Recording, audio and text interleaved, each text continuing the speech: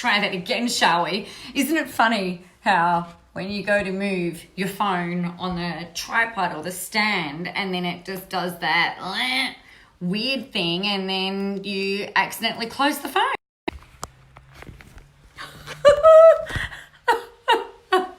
Oh my God. So not only does the phone turn itself off, but also you get a call and then all of the things are happening. It's absolutely ridiculous. So good morning. Welcome to Wednesday. It is not only Hump Day, but it is Q&A Wednesday here on the Coffee Run Live. And I am very excited to talk to you, but let's just make sure that it is working because, you know, hashtag technology and the phone and all of those stuff and things. All right, let's jump in here. All right, let me know when you're jumping on that you can hear me, please, and thank you. It is a miserable day here today. It's so rainy. Oh, thank you. I don't know who that is, but thank you. Okay, I'm assuming that means that you can hear me. Yeah, okay, very good. And I can see the feed over on my desktop. Okay, cool. So, and we're back in the room. All right, so what I wanted to chat with you guys about today is a bit about copywriting. Now, I ran a module training for Bold this morning, which is a whole lot of fun. And I was talking about this in there, and I thought that it would be something that would be helpful for you guys as well. To me, there are about three main different ways of writing, I guess. And the first one, well, they all have, it's a bit like what you're going to wear to perhaps a job interview, or what you might wear on film, or what you might wear on camera in a photo shoot and things like that. You know, if you're going to go and step into an event, let's say that is a black tie event, you're going to wear something that is respectful of that environment. So what I'd encourage you to think about in terms of copywriting, so copywriting is your blogs, your emails, your posts, everything else like that. It's kind of like each medium or each area that you're going to post this copy to operates a little bit differently. Now, you've got the choice, of course, on your own blog, on your own domain.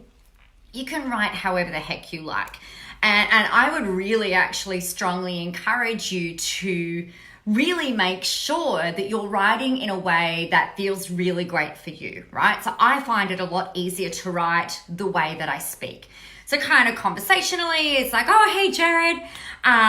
It's a little bit like, oh, you know, like this is what we're going to do and this is how we're going to do it. And, you know, this is what I noticed and this is a bit of the story. And, you know, then I tie in some steps usually. It's like, if you want to avoid this and get that, then this is how you do that. And so for me, I find it a lot easier to write the way that I speak. I have learned over the past few years to write a little bit more formally. So we've got this, to me, it's like we've got one style is all around free-flowing words where you just essentially almost like do a brain dump into your journal or into a Word document and it just all the stuff comes out. This is generally how the ideas for me of new programs come out. It's usually the way that blogs come out and all of this kind of thing. Now, that's great.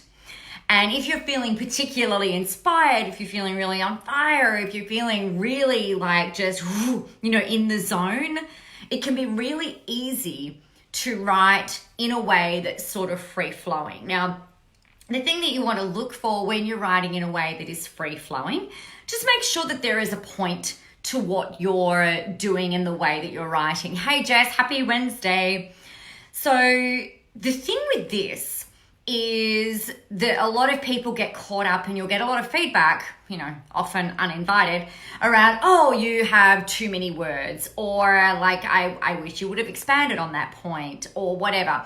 Everybody is really quick to deliver feedback to you. So I want you to take the stance of whichever way you're writing, is your writing will be as long as it needs to be in order for you to get your message out. So sometimes it'll be 400 words, sometimes it'll be 1,000 words, sometimes it'll be 5,000 words, sometimes it'll be 300 words. It doesn't matter. There's no right or wrong. It's like literally however long it needs to be in order for you to get your message across. Hey, Kim, good morning. So that's the first kind of style, I guess, of copywriting. Just make sure there's a point to it. Make sure there's a little bit of story in there. And it might be something that you're kind of like, right, I really need to make this point. Or maybe it's around, you've just got to do these 3 things, or who knows what that might be. But make sure there is a point and maybe some action steps in there. So that's the first sort of style of writing. And I wrote like that for years and years and years. The second style of writing I find works really well, and it's a really cool little framework that works really well. I've just got to get my little thing that tells me what that is. Oh, it's not there. A framework that really works for me when I'm kind of like feeling less inspired, or maybe I found the words are kind of like a little bit harder to get out. Right? So that's where I might come back and go, okay, I need to actually come back and look at more of a framework on how this. So the flow of that is, what is the story that you are going to tell? So you'll have your pen and paper and you'll be like, okay, what's the story that I'm going to tell? Now you've got to then identify what the problem is, right? So what is the big problem that you're talking about? So it could be, for instance, I'm building out my marketing plan for Visible Live, which is going to be like a Champagne Supernova style event coming up in August. And I'm like, okay, so the problems that I've identified are things like overwhelm, lack of consistency, lack of clarity, lack of really implementing, hey Kylie, implementing on a consistent and clear basis and really staying on message. So I make sure that if I'm going to go and write a blog or a piece of more formal writing on this particular thing, then these are some problems that I can address. So lack of ideas, lack of consistency. What else did I write down? I wrote something else in here. I don't know where I wrote it. Isn't that hilarious? Oh my gosh. I wonder where I wrote that. Maybe it's around here, because I felt like I really needed to tell you those words. Okay.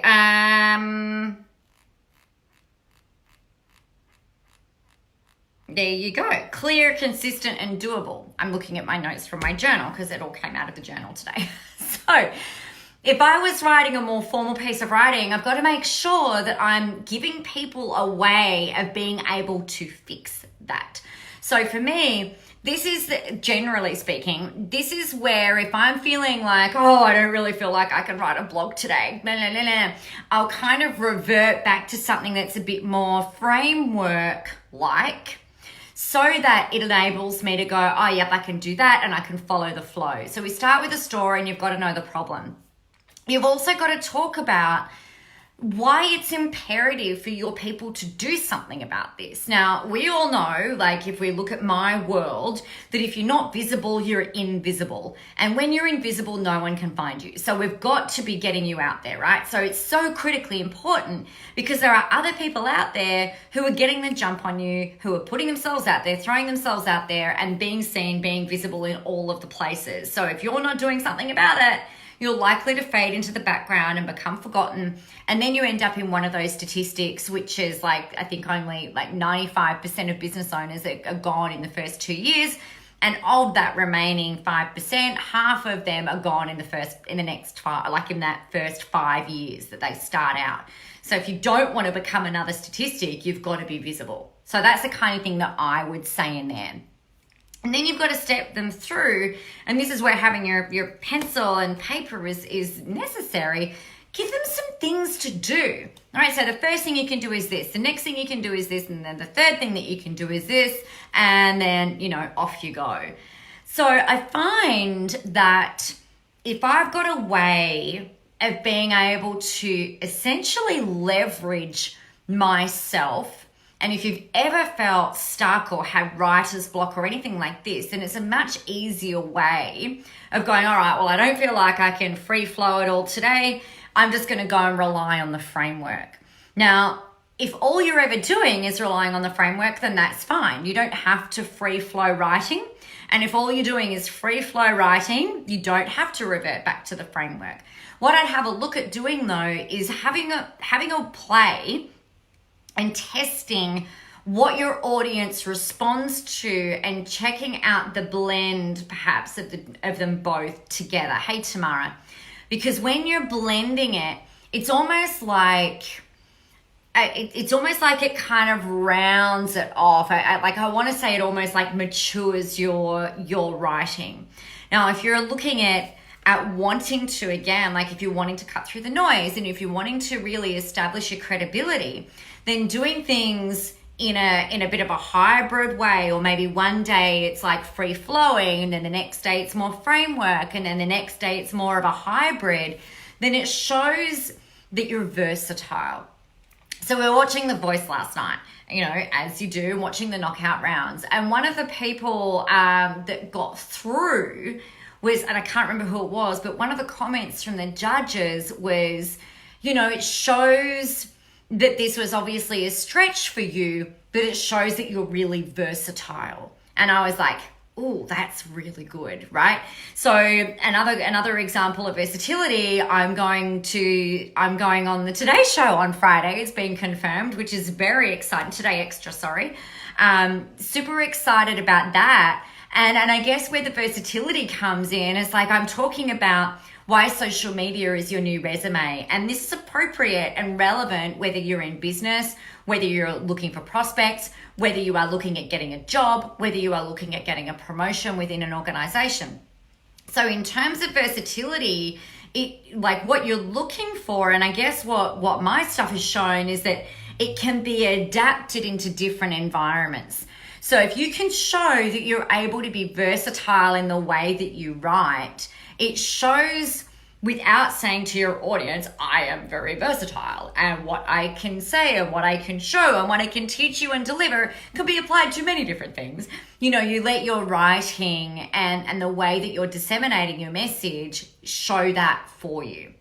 So I would have a look at those two ways of writing. So the free flow and then more of a framework. The other thing that's really cool about this, I guess, in terms of copywriting, is that these same things can also be translated into the way that you do your Facebook Lives, right? These same things can be translated into your video blogs. These same ways of having a look at, of getting your content ready before you turn on, before you go live, before you press play, before you do whatever, before you press, go live, that big blue button on the side. Before you hit that, if you've got these ready, then it's going to support you in the way that you can disseminate your information. Kim, the Today Show, yay, I know, it's so exciting.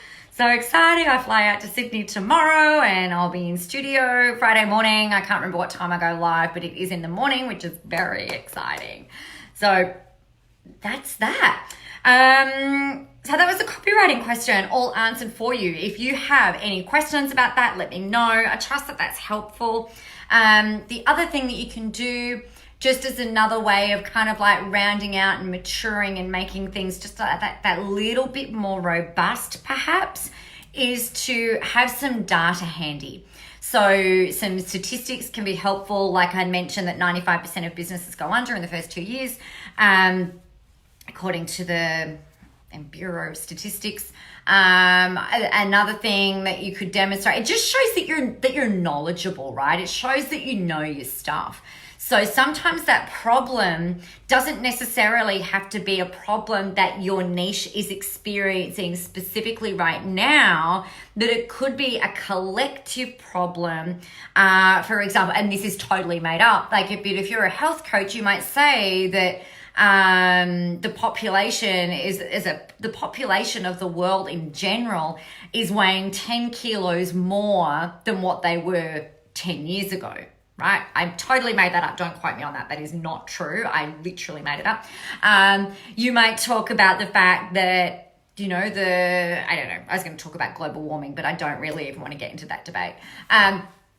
You get the point, right? Having some statistics, can't even say that word, having some stats to back up what you're saying just helps people. It's like an unconscious trigger. It just helps them to go, oh yeah, this person knows their stuff. You don't have to have done the data collection in terms of going and researching 2,000 people. Find the information on the internet, go to the Googles, and then just have a document perhaps where you've got those stats ready and on hand. So that if somebody says, oh, that thing that you said about 70% of employers will go and look at someone's social media before offering them an interview, I can say, oh yeah, this is where I found that. So that's what you need to do. All right. So most of all, have fun with that. Jess, I nerd out on Facebook stats all the time. I know it is the best. It is just, I find it kind of, I get a little pissy about it to start with, because I'm like, I don't want to have to go and quote stats, but I think it's from an unconscious, it helps people to trust us, right? Statistics and data help people to trust us. So if we can shortcut that, and what we know, here's another statistic for you. People need to be exposed to you and hear your message consistently, generally between 7 and 10 times before they'll make a buying decision from you. So if you can get that 7 to 10 touch points done and experience of you in a shorter time frame, then they're more likely to buy earlier on, right? So if we know that, and if we can use your content to help facilitate that, and particularly people who are, like in your market, you might have people who are really interested in case studies and data and stuff like that. Other people are going to love the stories. Other people are going to really want to feel like you've got a really worldly kind of experience that so that they can feel like they can trust you and rely on you. And for as much as, one can determine on the internet that you're going to follow through with what you say, that's what they're looking for. They're looking for someone that they can believe in, that they can believe, and who, when you guys make claims about these are the 3 steps that you need to do right now, they're like, oh yeah, cool, that makes complete sense. Of course, that's what we're going to do. And then they're more likely to go take those steps and action what it is that they've learned from you. So there you go. Alrighty, if you have any other questions, let me know. I would really love to answer them for you. We are going to go live earlier tomorrow because I will be flying to Sydney for the Today Show. And Friday will also be earlier because I will still be in Sydney. So I will keep you guys up to date with all of the goings on, which will be all lots and lots of fun. Meanwhile, go and have a crack at this copywriting shindig. It takes practice, right? Be prepared and be okay with the fact that you may not feel like all of the words start to flow and all of the words come out as fast as what you might like. It's a learning process. It's a practicing process, and it's also a refining process. All right. So get out there, go help some people, have fun doing it, be visible, and I'll talk to you tomorrow. Have fun. Bye.